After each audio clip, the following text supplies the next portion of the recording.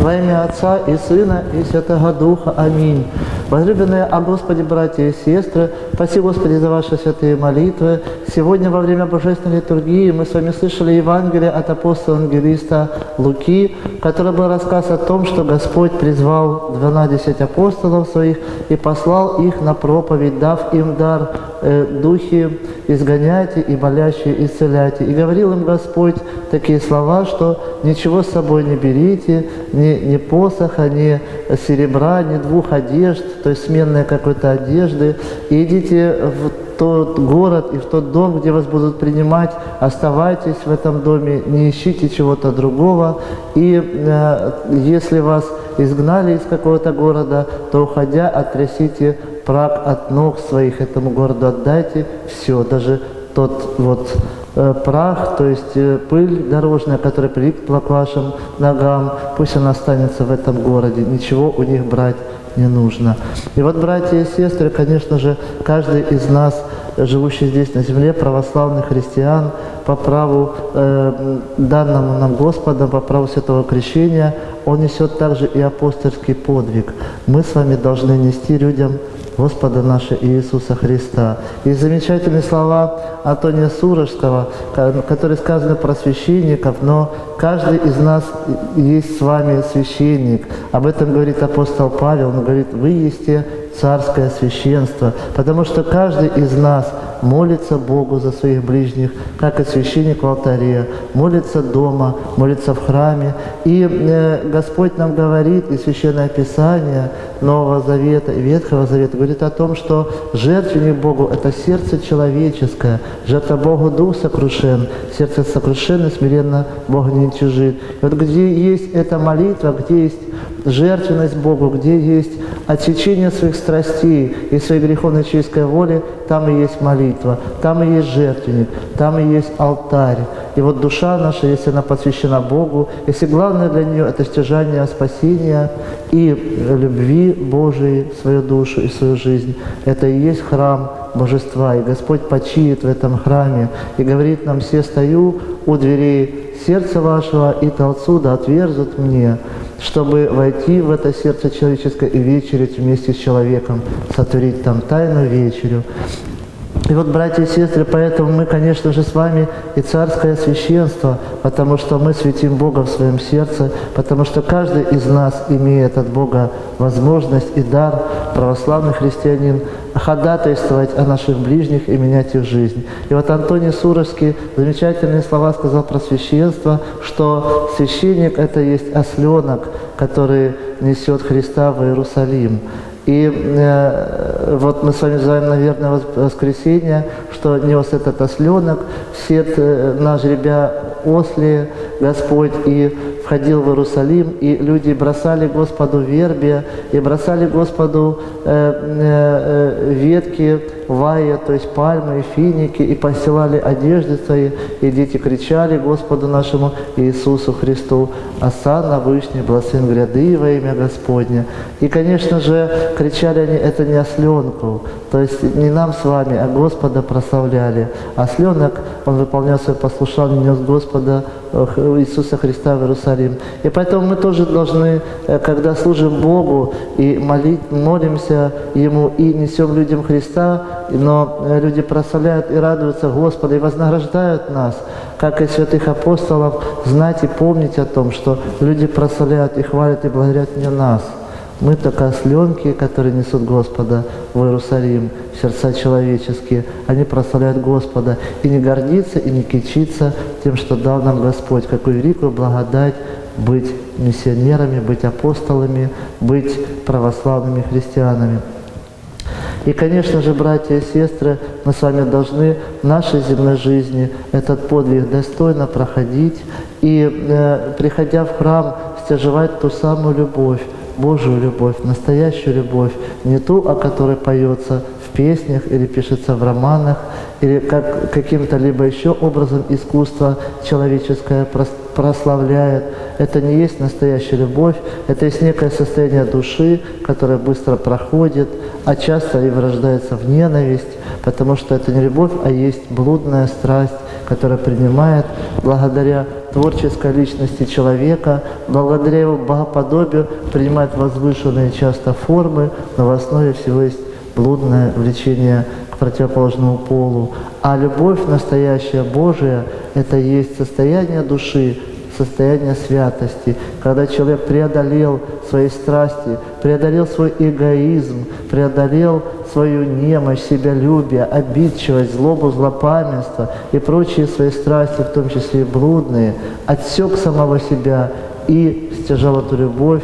Это состояние души, когда человеку хочется служить своему ближнему, служить Богу и Церкви, совершенно забыв о себе, о своих страстях и похотях. Это состояние души, когда человек летит над миром. Это состояние души, когда человек идет по водам. Это состояние души, когда в тебе все есть, и ничего больше не надо. Есть полнота бытия, есть счастье, и все есть в любви. И кротость, и милосердие, и воздержание, и долготерпение, и все дары духовные. Любовь — это есть счастье, любовь — это есть Бог, любовь — это вечная жизнь со всеми святыми. И поэтому, конечно же, мы с вами должны в этой земной жизни вот эту самую любовь стяжевать здесь в храме. Нам дано многое в помощь здесь в церкви. Исповедь и причастие. На исповеди мы каемся в грехах, очищаем свою душу, чтобы вынуть из нее грехи и страсти, которые переполняют ее, и освободить место для любви. Пока сердце полно грехами, любовь туда не поместится, там нету места. Там любовь — это драгоценные мира, и оно не ложится туда, где есть злосмрадие, где есть помойка. И вот наше сердце греховное, оно, если не кается во грехах своих, не приходит на исповедь, не снимает с души свои грехи, оно есть помойка зловонная, и никакой любви там быть не может в этом сердце. И мы, конечно же, должны, исповедь дана нам для того, чтобы мы очищали свою душу, очищали свое сердце, и чтобы там могла воцариться, водвориться любовь. И причастие тела и крови, живой крови, настоящей крови Господа нашего Иисуса Христа. Что это, как не соединение с любовью? Что это, как не возможность взять часть от Бога, этой самой любви, этой самой святости, этой самой добродетели, этой самой жизни с избытком и здесь, и вечности. И поэтому, конечно же, и причастие, и исповедь, и милосердие, которое мы проявляем по заповеди Божией вне церковной ограды или в храме, когда мы то, что заработали своим трудом, мы отдаем тому, кто нуждается, понимая, что заработать нам помог Господь. От самого начала, из млада, нас воспитывая, нам давая силы, давая способности, давая возможности, подавая всякие встречи, как нам кажется, случайно, на самом деле случайно ничего нет. Те, которые помогали нам прийти к каким-то заработкам, каким-то жизненным успехам, каким-то жизненным достижениям, это все организовывал для нас Господь. И как только много Он для нас потрудился, мы начинаем понимать, что Бог столько сделал для нас, то тогда мы хотя бы немножко начинаем отдавать по заповеди Божией тому, кто нуждается. Ведь Господь хочет, чтобы мы помогали ближним своим.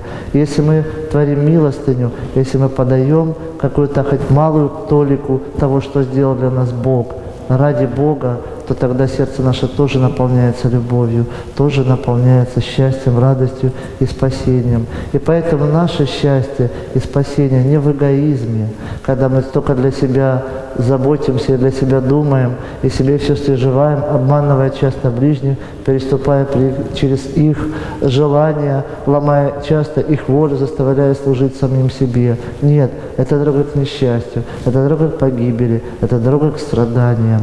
А дорога к счастью, к избавлению от страданий и лежит в отречении от самого себя, в исполнении заповедей Божиих, в причастии, в исповеди, в милосердии, в других делах духовных, в молитве. Когда мы молимся, мы разговариваем с Богом и тоже набираемся от Него, стяжеваем эту самую любовь. Вот это есть дорога к счастью, которую мы должны с вами идти. И взяв это счастье здесь в храме, стяжав эту любовь хотя бы отчасти, хотя бы немножечко избавившись от своих грехов, хотя бы немножечко избавившись от тех страданий, которые причиняют нам наши страсти и вожделения, мы должны выйти в мир, как апостолы, которых посылает в сегодняшнем Евангелии Господь на проповедь, не боясь и не беря с собой никаких запасов, зная, что Господь для нас запас, и Господь для нас приготовил целый мир, который будет служить нам, если мы будем служить Господу. И продукты в этом мире все принадлежат нам, и материальные средства, и духовные. Если мы прославляем Господа, если мы несем людям самое главное – любовь и откровение о том, для чего мы здесь живем на земле, и что надо идти ко спасению, то тогда Господь нам все дает. И ни в чем, как Он спрашивал апостолов, имели ли в чем-то нужду, когда ходили проповедовать, они говорили, никогда и ни в чем. И кров был, и пропитание было, и все прочее было устроено. Вот так у каждого христианина и кров, и пропитание, и всяческая помощь во всяком деле, блазе, благом деле у христианина есть. Поэтому помоги нам, Господи, братья и сестры, чтобы мы отринули свой эгоизм, который нас обманывает, себялюбие, свою греховность, а ее нельзя отринуть без помощи Божией, без исповеди и причастия. И сюда пришли бы мы в храм, воцерковились и стали бы действительно людьми, которые стяжевают любовь, стяжевают счастье и спасение. И несли бы мы это счастье и спасение, выходя из храма, нашим ближним, нашим семейным, нашим домашним, тем людям, которые находятся с нами на работе. Они тоже хотят от нас этого счастья. Они тоже хотят увидеть в нас настоящую любовь. Они тоже ее ищут и вожделеют.